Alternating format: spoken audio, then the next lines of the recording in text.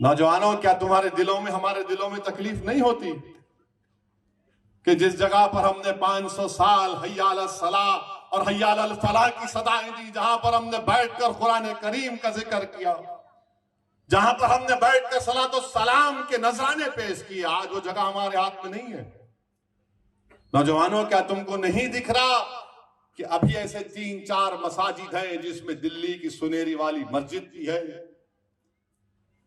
मेरे अजीज दोस्तों, याद रखो नौजवानों, ये जो ताकतें हैं ना, तुम्हारे दिल से जब इत्तेहाद को निकालना चाहते हैं, क्यों निकालना चाहते हैं?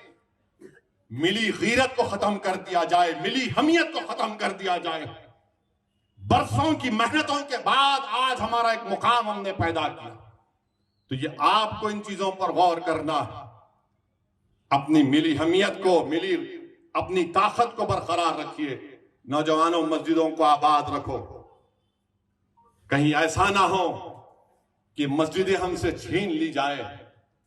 मुझे उम्मीद है कि इंशाअल्लाह ताला आज का ये नौजवान जो कल का बूढ़ा होगा, वो अपनी नजरों को आगे रखकर अपने दिमाग पर जोर डालकर सोचेगा कि किस तरीके से मुझे अपने आप को, अपने खानदान को, अपने शहर को, अपने महल्ले को बचाना है।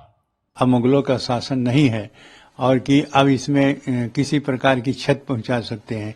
जो क्षत पहुंचाया जाएगा वो सीधा जाएगा कब्रिस्तान में। इसलिए ऐसा सोचना भी गलत है। और जो भड़का रहे हैं जवानों को, भड़काए थे यहाँ जितने आए हैं यहाँ क्षत पहुंचाने के लिए, जब विवादित रामलला त्रिपाल में थे तब भी यहाँ आए थे। अब आए और सब यहाँ मारे गए और उनका कब्रिस्तान यहाँ बन गया। ऐसा जो भी इस विरोध में बोलेगा उसका केवल कब्रिस्तान बनेगा और कुछ नहीं बनेगा। रामलला का एक इंच भी कोई भी क्षत नहीं हो सकती। भाजपा ने अपने घोषणा पत्र में घोषित किया, जिसका परिणाम यह है कि आज वो सत्ता में है। 2 सांसद से होकर के आज 303 सांसद हैं। तो यह जलन है, जितने भी विपक्षी हैं सबको जलन है इनके सत्ता से, और इसीलिए वो उटपटांग बोलते हैं। और सही रूप यह है कि थोपा नहीं जाता, वो स्वयं श्रद्धा के केंद्र है भगवान राम। और ये लाखों के लाखों रोज आकर के जो दर्शन कर रहे हैं, इनका कहाँ निमंत्रण दिया गया है? वो तो अपने श्रद्धा से आते हैं। भगवान राम के प्रति उनका विश्वास है, उनकी भक्ति है, इसलिए आ रहे हैं। जो कह रहे हैं थोपा जा रहा है, यह नहीं, ये एक सम्मानित होता है कि सम्मान पूर्वक उनको बुलाने का ये निमंत्रण पत्र भेजा जाता है। वो भेजा गया है, जो आएंगे आ पाएंगे आएंगे। उसके बाद प्रधानमंत्री जी स्वयं कहे कि इतनी भीड़ होगी, इसलिए अपने अपने घरों में दीपक जला करके और दीप उत्सव मनावे 22 तारीख को।